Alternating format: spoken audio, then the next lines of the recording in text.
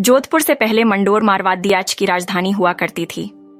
1394 के साल में परिहारों या इंदा राजपूत राणा गंगदेव ने अपनी बेटी लीलादे की शादी राव चूंडा से की और मंडोर दहेज में दे दिया। यहाँ से मारवाड़ियाच में राठौद्धों के शासन की शुरुआत होती है, जो कि 1939 तक बदस्तूर जारी रहा। राव चूंडा के बेटे हुए राव रिडमल। उस समय मंडोर इतना मजबूत राज्य नहीं हुआ करता था और मेवाड़ का सूरज उरूज पर था। राव रिडमल मेवाड़ राज्य के राणा मोकल के यहाँ सेनापति की हैसियत से काम करने लगे। मोकल के जाने के बाद उन्होंने उनके बेटे राणा कुंभा के राज में भी अपना काम जारी रखा। दरबारी षड्यंत्र के चलते कुंभा ने राव रिडमल की हत्या करवा दी। रिडमल के बेटे जोधा को वहां से जान बचाकर भागने पर मजबूर होना पड़ा।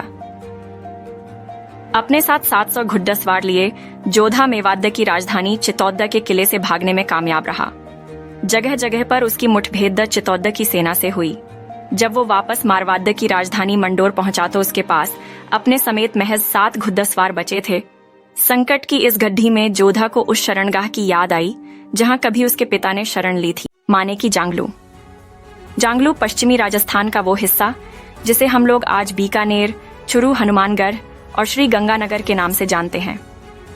यहाँ उसकी मुलाकात उस महिला से होनी थी जिसने उसके पिता को राजा बनाया था। सन 1387 की बात है। मारवाड़ियाच के सुवाब गांव में मेहाजी चारण के घर छठी बेटी का जन्म हुआ। मेहाजी को एक बेटे का इंतजार था। मेहाजी ने अपनी छठी बेटी का नाम रखा रिद्धाबाई। लोक कथा है कि किशोर काल में रिद्धा ने अपनी बुआ की टेढ़ी अंगुली को एक स्पर्श से ठीक कर दिया था। इसके बाद उसकी बुआ ने उसे नया नाम दिया करणी। करणी माने चमत्कारी। शादी लायक उम्र होने पर पिता मेहाजी ने करणी की शादी उनके साठिका गांव के दीपोजी चारण से कर दी। शादी के बाद करणी ने साफ कर दिया कि उसकी शादी में कोई दिलचस्पी नहीं है। करणी ने अपनी छोटी बहन गुलाब की शादी दीपोजी से करवा दी और खुद को गृहस्थ जीवन से अलग रखा।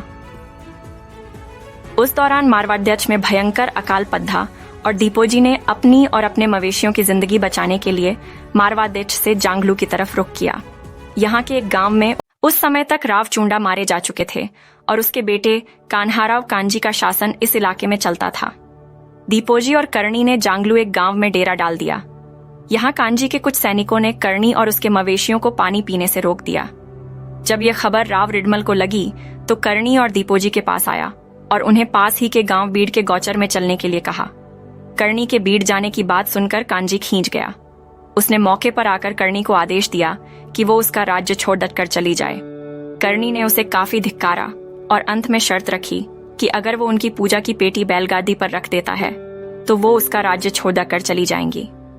राव कांजी बद्दी मशक्कत के बाद भी ऐसा करने में कामयाब नहीं हुआ। राव कांजी इससे और गुस्सा हो गया। उसने करणी को ललकारते हुए पूछा कि वो जादू ही दिखा रही है तो बताए कि वो कब मरेगा। करणी ने उसे चेताया कि उसकी जिंदगी महज 1 साल और बची है। इसके बाद करणी ने जमीन पर एक लीक खींची और कांजी को कहा कि यह लीक ही उसकी जीवन रेखा है। अगर वो इसे पार करेगा तो मारा जाएगा। कहते हैं कि कांजी ने तमाम चेतावनी के बावजूद ऐसा करने का साहस किया और मारा गया। इसके बाद करणी ने कांजी के छोटे भाई रिडमल को जांगलू का राजा घोषित कर दिया। यही रिडमल राव जोधा के पिता थे। इस घटना ने करणी को साधारण महिला से एक आध्यात्मिक गुरु के तौर पर स्थापित कर दिया। लोग उन्हें करणी माता के तौर पूजने लगे। जोधा और जोधपुर चित्तौड़ियाच से जान बचाकर भागा। जोधा जब जांगलू में करणी माता के पास पहुंचा तो उसके पास सेना के नाम पर कुछ भी नहीं बचा था। कहते हैं कि करणी माता ने उसकी बुरे वक्त में मदद की, उसको रहने का ठिकाना दिया, उसे फिर से अपनी शक्ति इकट्ठी करने लिए प्रेरित किया। जोधा ने धीरे धीरे करके अपनी शक्ति फिर से बटोरी और एक किनारे से मारवाड़ियाच के क्षेत्रों पर फिर से कब्जा करना शुरू किया।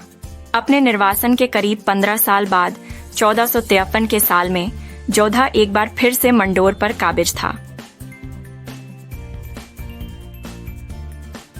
मंडोर पर कब्जे के बाद जोधा को समझ में आने लगा कि राजधानी के तौर पर मंडोर बहुत सुरक्षित नहीं। राव जोधा अपनी राजधानी को मंडोर से दक्षिण की तरफ 9 किलोमीटर दूर ले गया।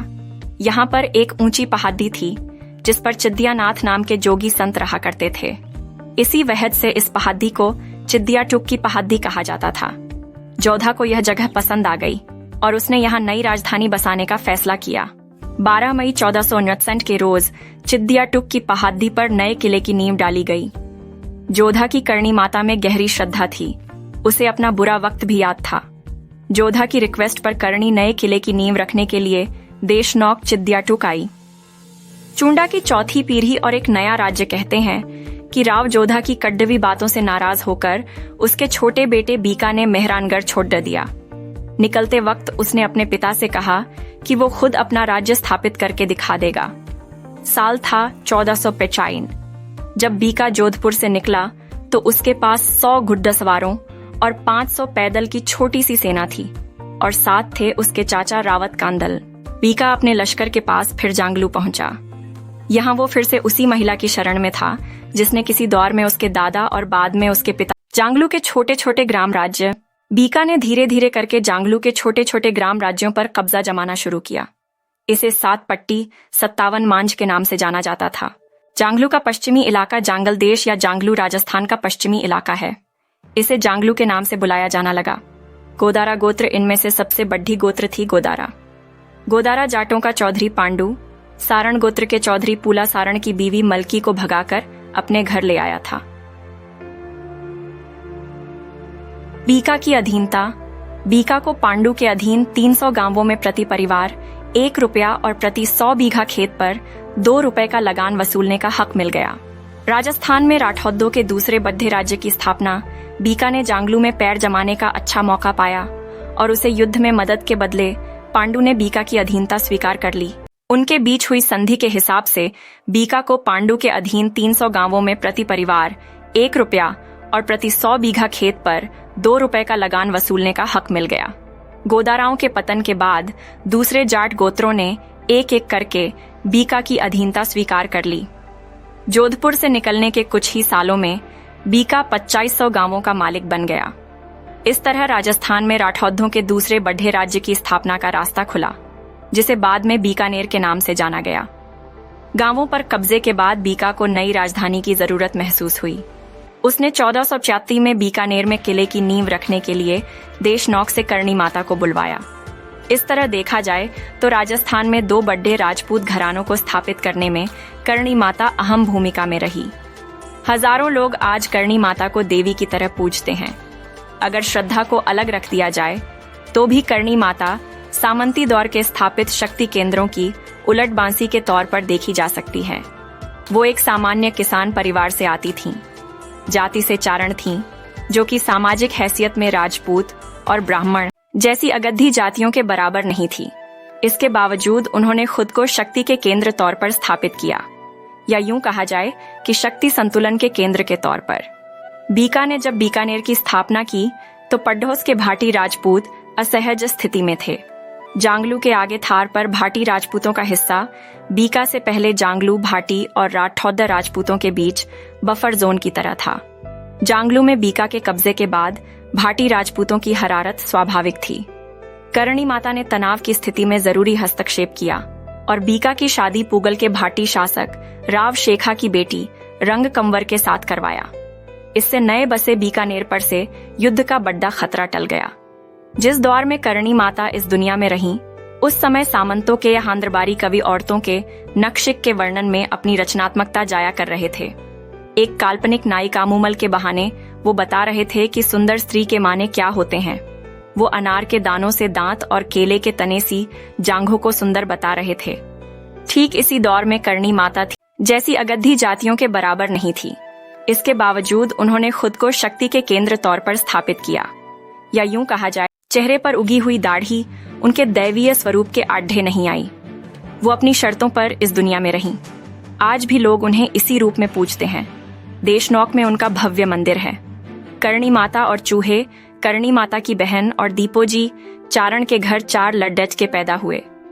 करणी माता इन चारों लड्डेतकों को अपने बच्चों की तरह प्यार करती थीं। बाद में इन चारों लड्डेतकों के वंशज देपावत चारण के नाम से जाने गए। देपावत माने देपा के बेटे। चरों करणी माता के साथ ही रहते। करणी माता के जाने बाद यह लोग उनके मंदिर के पुजारी बने। देशनोक, जहां करणी माता का मंदिर है, वहां आज भी देपावत चारणों के 4 मोहल्ले बसे हुए हैं। यहाँ मान्यता ये है कि क्योंकि देपावत करणी माता के परिवार के सदस्य हैं, इसलिए उन्हें स्वर्ग और नरक के चक्कर से मुक्ति मिल चुकी है। अगर कोई देपावत चारण मरता है, वो करणी माता के मंदिर में चूहा बनकर पैदा होता है। इन्हें स्थानीय भाषा में काबा कहा जाता है। करणी माता के मंदिर में सैकड़ों की तादाद में चूहे, इस वजह से इसे चूहों वाली देवी के रूप जाना जाता। नमस्ते दोस्तों, क्या आपको भारत के महापुरुषों और महान व्यक्तियों के बारे में जानकारी होती है? क्या आपको उनकी विरासत के बारे में जानने की उत्कृष्ट इच्छा है? तो हमारे चैनल वैदिक दृष्टि में आपका स्वागत है। यहाँ हम आपको भारतीय समाज और संस्कृति के महापुरुषों के जीवन और उनकी योगदान के बारे में जानकारी प्रदान करते हैं। हमारे चैनल को सब्सक्राइब करें और हमारे साथ जुड़ें, ताकि हम साथ मिलकर इन महापुरुषों की अद्भुत कहानियों को संजीव कर सकें। धन्यवाद। चैनल सब्सक्राइब करें और वीडियो को लाइक और शेयर करें, ताकि हम और अधिक लोगों तक पहुंच सकें। धन्यवाद।